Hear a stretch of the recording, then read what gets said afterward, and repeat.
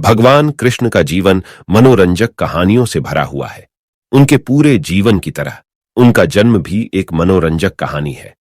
तो आओ बच्चों, आपको सुनाते हैं श्री कृष्ण के जन्म से जुड़ी कहानी। यह बात द्वापर युग की है, जब धरती पर अधर्म का बोझ बढ़ता जा रहा था। राक्षसों ने धरती पर हाहाकार मचा रखा था। इस बात से बहुत परेशान होकर धरती मां गाय का रूप धारण करके देवताओं के पास गई और उनसे कहा, हे देवतागण, मेरी रक्षा करें। इस राक्षसों का आतंक मुझ पर बढ़ता जा रहा है, इन्हें खत्म करें। धरती मां की इस बात का देवताओं के पास कोई समाधान नहीं था। इस पर उन्होंने ब्रह्मा जी के पास जाने का निर्णय लिया और धरती मां के साथ सभी देवता ब्रह्मा जी के पास गए। वहां पहुंचकर उन्होंने ब्रह्मा जी से विनती की, प्रभु, मेरे ऊपर से दैत्यों का यह भार कम करें, मैं बहुत परेशान हो गई हूं। ब्रह्मा जी ने उनकी तरह देखा और कहा, इसका उपचार सिर्फ भगवान विष्णु कर सकते हैं। देवी, आप उन्हीं के पास जाइए। ब्रह्मा जी का कहा मानकर उनके साथ धरती मां और सभी देवतागण भगवान विष्णु के निवास क्षीर सागर पहुंचे। उस समय वह शेष नाग पर लेटे हुए आराम कर रहे थे। वहां पहुंचकर सभी ने उन्हें प्रणाम किया और पूरी कहानी सुनाई। पूरी कहानी सुनकर भगवान विष्णु ने कहा, हे देवी, परेशान न हो, मैं मनुष्य के रूप में पृथ्वी लोक पर अवतार लूंगा और पाप को खत्म करूंगा। उनकी यह बात सुनकर धरती मां खुशी खुशी वहां से चली गईं। इधर मथुरा में राजा उग्रसेन राज किया करते थे। वे दयालु राजा थे, लेकिन उनका बेटा कंस बहुत अत्याचारी और लालची था। उसे राजगद्दी का बहुत मोह था। एक दिन उनसे अपने बल से राजा उग्रसेन को सिंहासन से उतारकर जेल में डाल दिया और खुद राजा बन गया। लेकिन कंस अपनी बहन देवकी से बहुत प्यार करता था। एक दिन देवकी की शादी राजा शूरसेन के पुत्र वासुदेव के साथ हुई। शादी के बाद जब कंस देवकी को विदा करने लगा, तभी आकाशवाणी हुई कि देवकी की 8वीं संतान उसका वध करेगी।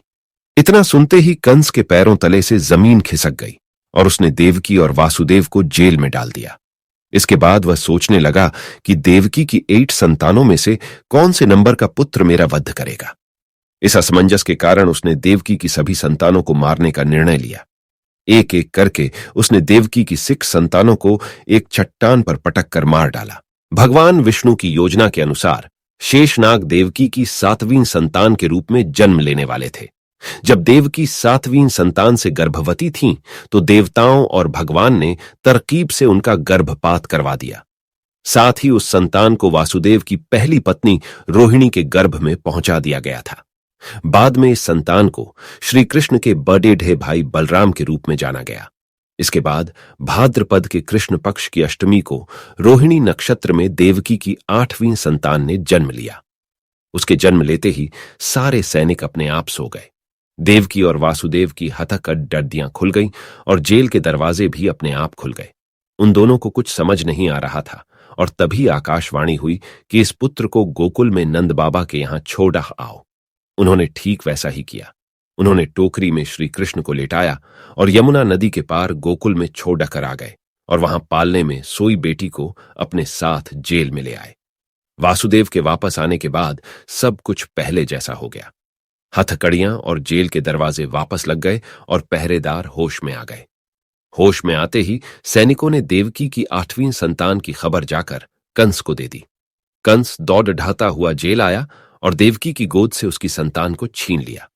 इसके बाद जैसे ही कंस ने उसे मारने के लिए हाथ उठाया, वह उसके हाथ से छूटकर हवा में उड़ाच गई और बोली, दुष्ट कंस, मैं योगमाया हूं। तुझे मारने के लिए भगवान ने गोकुल में अवतार ले लिया है। अब तेरा अंत निश्चित है। इसके बाद श्री कृष्ण को मारने के लिए कंस ने कई राक्षसों को गोकुल भेजा, लेकिन कोई उनका बाल भी बांका नहीं कर पाया। अंत में उन्होंने कंस का संहार किया और मथुरा को उसके आतंक से आजादी दिलाई।